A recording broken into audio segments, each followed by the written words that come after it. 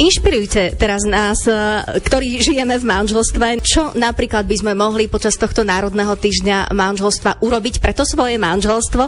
No tak mne sa páči veľmi tip, ktorý je ako symbol tohto ročného týždňa manželstva, ktorý môžete urobiť kdekoľvek, kedykoľvek, stačí, keď máte manželského partnera vedľa seba, a to je, dajte si manželské objatie, ktoré symbolizuje práve to, že áno, som tu pre teba, tu a teraz. Mám ťa rád, si mi blízka a chcem teda to prežiť s tebou. Renátka, dostávate od Vlada každý deň takéto objatie, nielen v tomto Národnom týždni manželstva?